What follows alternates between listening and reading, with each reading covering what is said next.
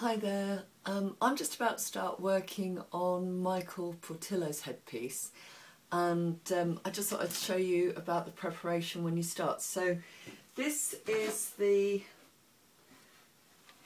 cast I made off Michael quite a long time ago, about 10 months ago now, and it's time for me to start working on the next series of my work, so Michael's going to be the first piece. When I made the piece, I made it up in London, at his home in London, and I reinforced it, and then afterwards I went round, because I make these things in two pieces, so let's see if where's the light? Can't see what you can see. There's basically a join that runs all the way around the top, and when I make a cast of somebody, here's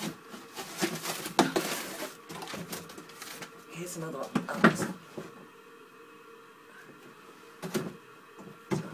got a pregnant mole falling over there.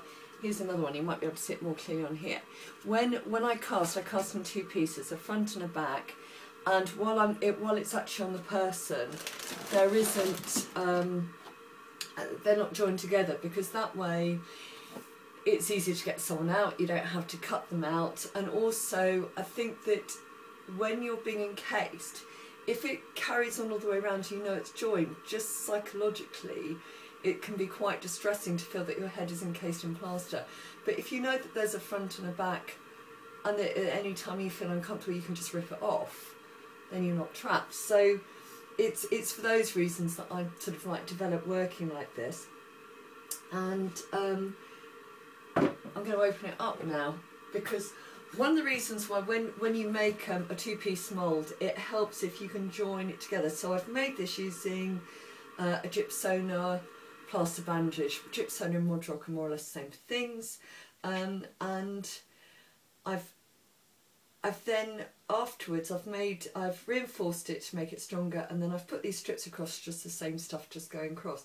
And the reason for that is because the moulds warp as they dry, because obviously the person won't be encased in there while they're trying to hold the shape, and there's a tendency for them to warp. Whereas if you have two pieces and they're joined together, they shrink and they move, and it doesn't shrink a huge amount, but they stay together, so they still fit.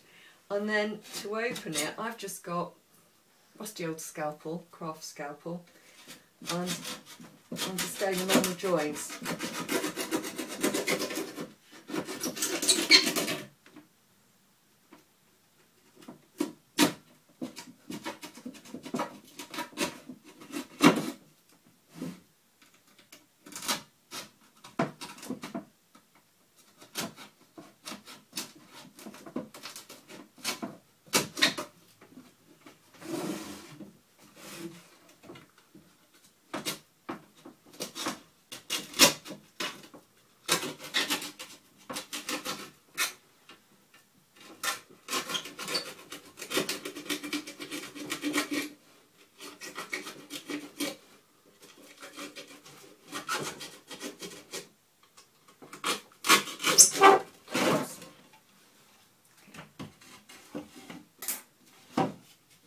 Right, so there you can clearly see the two parts.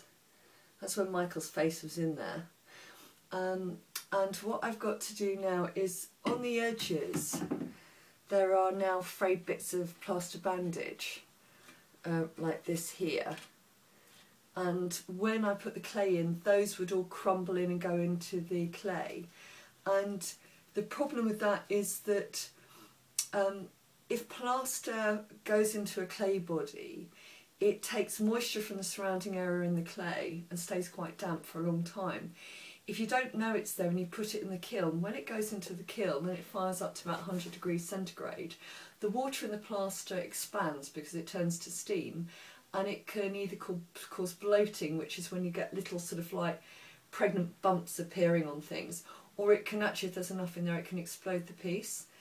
Or explode just out the area that it's in. So it's actually quite a dodgy thing to have in.